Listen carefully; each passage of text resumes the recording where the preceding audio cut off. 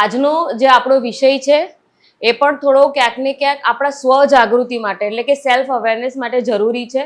જેમ આપણે શીખ્યા કે ખુશી આપણા જીવનમાં કેટલું મહત્વ ધરાવે છે. અને જેટલા પણ સેશન થયા એમાં આપણે વારંવાર એ વસ્તુઓ પર ભાર આપ્યું કે શું કરીએ તો આપણે ખુશ રહીએ. જ્યારે પણ સ્ટ્રેસ હોય, તણાવ હોય તો કઈ કઈ એક્ટિવિટી કરીએ, કઈ કઈ પ્રવૃત્તિ કરીએ જેથી આપણું મન શાંત રહે. તો એમાંની જે એક્ટિવિટી આજે આપણે કરવાના છે અને એ પહેલા આપણે ગેમ રમીશું. દરેક સેશનમાં આપણે ગેમ રમીએ છીએ, બરાબર છે? તો આ ગેમમાં એવું છે કે તમારે તમારો પરિચય આપવાનો છે. અત્યારે તમે કોઈ પણ જગ્યાએ જાઓ અને તમને એવું પૂછે કે તમારું નામ શું, તો તમે કહો કે મારું નામ, ફોર એક્ઝામ્પલ મારું નામ દ્રષ્ટિ છે કે મારું નામ દીપક છે, હું 9મા ધોરણમાં ભણું છું ને હું મા ભારતી પ્રાથમિક શાળાનો વિદ્યાર્થી છું ને મને આ વિષય બહુ ગમે છે. આટલો જ પરિચય આપો. તમારા ક્લાસમાં પણ તમે અત્યારે 9મા ધોરણમાં આવ્યા, 7મા, 8મા, 9મા, અમુક લોકો તો 5મા ધોરણથી આ સ્કૂલમાં હશે, અમુક વિદ્યાર્થીઓ તમારા સાથે કેટલા વર્ષોથી તમારી સાથે અહીંયા ભણતા હશે, પણ અમુક વસ્તુ એવી હોય છે જે એમને નથી ખબર હોતી અને અમુક વસ્તુ એવી હોય છે કે જ્યાં આપણને પણ સંકોચ અનુભવાય છે કે કોઈ મારી મશ્કરી ઉડાવશે તો. પણ અત્યારે જે રીતનો કોમ્પિટિશનનો યુગ છે, તમને કોઈ સ્ટેજ ઉપર કે મંચ ઉપર જવાનું કે ને એવું કે તમારો પરિચય આપો, તો ખાલી તમે તમારું નામ, શાળાનું નામ ને ધોરણ કહો એટલું ચાલે નહીં. તો તમે પોતાની જાતને, પોતાના શોખ, પોતાની પસંદ નાપસંદને કેટલું સારી રીતે વર્ણવી શકો છો, દર્શાવે છે કે તમે કેટલા કોન્ફિડન્ટ છો પોતાના વિશે બોલવામાં, બરાબર? આપણે એવું કીધું હોય કે તમારા મિત્ર વિશે 2 લાઈન બોલો, તો તમે 2 નહીં 4 લાઈન બોલશો.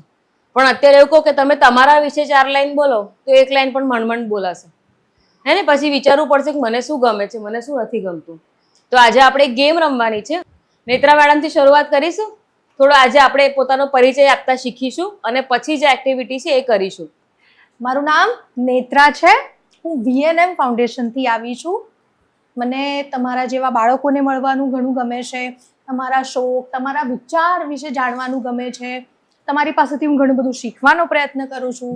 તેમજ સમાજમાં ઘણા બધા લોકોને મળવાનું ગમે છે, એમની પાસેથી શીખવાનું, જાણવાનું ગમે છે, હે ને? મને ભાત બહુ જ ભાવે છે, ચોકલેટ્સ ભાવે છે, મને ગલુડિયા સાથે, ડોગ સાથે રમવાનું ઘણું બધું ગમે છે. મારા ખૂબ સ્વપ્નો છે, હે ને? મને સમાજમાં ઘણું બધું કામ કરવું છે, જાણવું છે, શીખવું છે, જોડે જોડે ભણવું છે. જેટલું ભણ્યા છે એટલું ઇનફ ક્યારેય હોતું નથી, હે ને? આપણે હંમેશા શીખતા રહેવું જોઈએ, જ્ઞાનમાં વૃદ્ધિ કરતા રહેવું જોઈએ. તો એવા મારા સ્વપ્નો છે. તો હવે તમારે તમારા વિશે કહેવાનું છે. કોણ સૌથી પહેલા આવશે? મારું નામ પરેશ છે. હું ધોરણ 9માં અભ્યાસ કરું છું. મારી સ્કૂલનું નામ મા ભારતી પ્રાથમિક શાળા છે. મને આમાં 12મા ધોરણ સુધી, કોલેજ સુધી ભણવું છે અને મારો ફેવરેટ ખોરાક છે ચોકલેટ્સ. એ બધું ખાવું મને ગમે છે. પછી ઘરનો ખોરાક મને બહુ ભાવે છે, બહારનો વસ્તુ મને નહીં ભાવતું. પછી 12માં મારે 10મા પછી સાયન્સ લેવું છે. પછી સાયન્સમાં એન્જિનિયરિંગમાં આગળ વધવું છે અને મારે સારું ભણવું છે, આગળ કંઈક કરી શકું, મારા મમ્મી પપ્પાનું નામ રોશન કરી શકું. Very good, very good.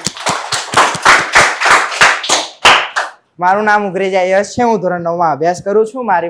મારી શાળાનું નામ મા ભારતી પ્રાથમિક શાળા છે. મને દાળ ચોખા ખાવાનું ખૂબ પસંદ છે. મને બહાર ફરવાનું, રમવાનું બહુ સરસ લાગે છે. મને આગળ જતાં મારે 10મામાં જવાનું છે, મારે આગળ બહુ ભણવાનું છે અને મારા પિતાનું નામ રોશન કરવાનું છે. પણ દાળ ચોખા રાંધીને, ખીચડી બનાવીને ખાજે, ને દાળ ચોખા કાચા ના ખાતો. મારું નામ લક્ષ્મી છે. હું ધોરણ 9માં અભ્યાસ કરું છું. મારી શાળાનું નામ મા ભારતી પ્રાથમિક શાળા છે. પહેલી વાત તો મને ડાન્સ કરવું બહુ જ ગમે છે. હું ને માંજલપુર ડાન્સ ક્લાસમાં જતી હતી, ત્યાં કૃષ્ણ સરને ત્યાં. પણ મારી હોબી દેખાડવી છે બધાને, પણ કોઈ મારે સમજતું જ નહીં. મારા ઘરમાં બી મને કંઈ સપોર્ટ જ નથી કરતું ડાન્સમાં. એને મને કઢી ખીચડી ખાવી બહુ ગમે છે, વધારે પડતી તો બહારનું જમવાનું બહુ ગમે છે.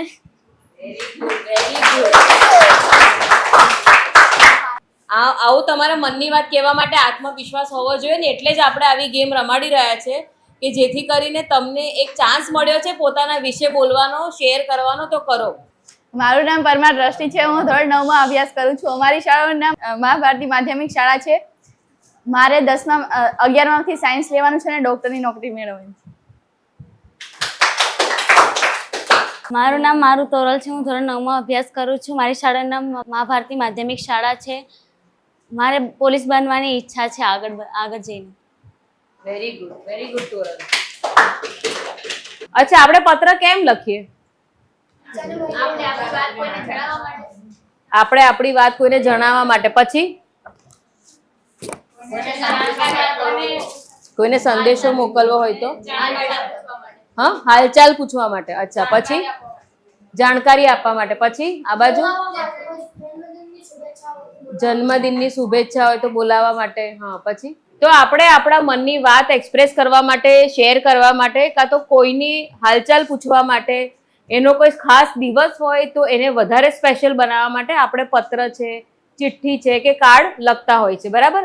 અત્યારે હું તમને કહું કે તમારે પણ એક પત્ર લખવાનો, તમે કોને લખશો? મિત્રને. કેમ મિત્રને મમ્મી પપ્પા ના લખાય? દૂર હોય તો પણ ઘણીવાર એવું થાય ને કે જે નજીક રહેતું હોય એની સાથે પણ આપણે વાત કરતા ના હોય.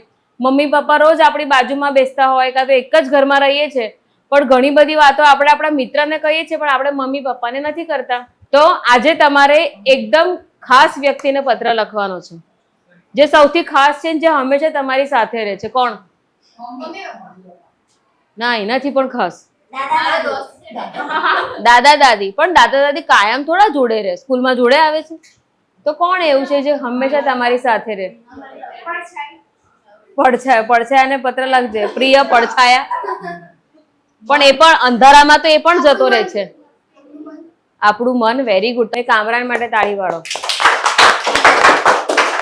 આપણું મન, આપણું દિમાગ, આપણું દિલ એ હંમેશા આપણી સાથે રહે છે. આપણે જ્યારે આ પ્રોજેક્ટ શરૂ કર્યો ને ત્યારે સૌથી પહેલા આપણે ભાર આપ્યો હતો અને જેની પર ચર્ચા કરી હતી એ છે મન અને દિલ. આપણે વાત કરી હતી ને કે શું મન અને દિલ એક જ હોય છે? એ અલગ અલગ હોય છે. બરાબર છે? દિલનો એક આકાર છે, દિમાગનો એક આકાર છે, મનનો કોઈ આકાર નથી, એ કાલ્પનિક છે. તો આજે આપણે પોતાના જાતને પત્ર લખવાનો છે. તમે પડો ને તમને વાગે તો તમારો બાજુવાળું આવું કે એમ કહેશે કે લાય તારું દુઃખ મને આપી દે, કે તારું પીડા મને આપી દે. એને મમ્મી પપ્પા આપણને ગમે તેટલો પ્રેમ કરતા હોય પણ પરીક્ષા કોણે આપવાની? આપણે જાતે પોતે આપવી પડે છે. કશે પણ બહાર અટવાઈ ગયા હોય, મુસીબતમાં હોય તો સૌથી પહેલા આપણું પોતાની મદદ કોણ કરશે? આપણી જાત. કૃષ્ણ ભગવાને પણ એવું કીધું છે કે તું મગર ખુદ કી મદદ કરોગે તો મેં તમારી મદદ કरूंगा. તો આપણે પોતાની જાતને હંમેશા ગ્રાન્ટેડ લઈ લઈએ છીએ. હે ને? આપણે ઘણીવાર આપણા સંબંધીને, મિત્રને કે શિક્ષકને કે જે પણ આપણી આજુબાજુ છે એને આપણે બહુ જ મહત્વ આપીએ છીએ, પણ આપણે પોતાની જાતને ઘણીવાર મહત્વ આપતા નથી. આપણને શું ગમે છે, શું બનવું છે, શું કરવું છે એનું કદાચ વિચાર કરીએ છીએ પણ ક્યાંક આપણે એને પોતાની જાતને કહેતા નથી કે મારે આ કરવું છે ને મારી ઈચ્છા આ છે. તો આજે તમારે તમારી જાત માટે પોતાને સંબોધતા એક પત્ર લખવાનો છે. જો ફોર એક્ઝામ્પલ હું લખી રહી છું તો હું લખીશ કે પ્રિય આનલ, મને તારી આ વસ્તુ બહુ જ ગમે છે, મને પણ આ તારી વસ્તુ બિલકુલ નથી ગમતી. જો તું આ ફેરબદલ કરે કે આમાં તું બદલાવ લાવે તો તું ભવિષ્યમાં ઘણી આગળ વધી શકે. મારા પરિવારમાં આટલા સભ્યો છે, મને એમાંથી આ બહુ ગમે છે, મારે આ બનવું છે. કઈ વસ્તુ એવી છે કે જેની માટે તમે ઈશ્વરના આભારી છો? મારી પસંદ, નાપસંદ, અને તમને એક સુપર પાવર આપવામાં આવે કે કંઈક એવું મેજિક સ્ટિક તમને આપી દઈએ કે દુનિયામાં કઈ એવી વસ્તુ છે તમે બદલવા માંગો છો, એ પણ તમે એમાં લખી શકો છો.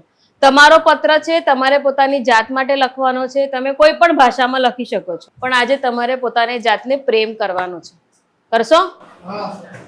તો બધાને એક શીટ અહીંયાથી આપવામાં આવશે. તમારું ધોરણ, તમારું નામ લખવાનું છે અને પોતાના જાતને પત્ર લખવાનો છે. ઉપર અમુક પ્રશ્ન પણ આપ્યા છે, તમને થોડી હિન્ટ મળે, ક્લ્યુ મળે, એટલે એ પણ વાંચીને તમે લખી શકો છો. તમને તમારા જાત સાથે અત્યારે 1 કલાક, અડધો કલાકનો સમય છે. તમારે પોતાની જાત સાથે ફાળવવાનો છે. તમને ગમતું હોય એ તમારે પેપરમાં લખવાનું છે.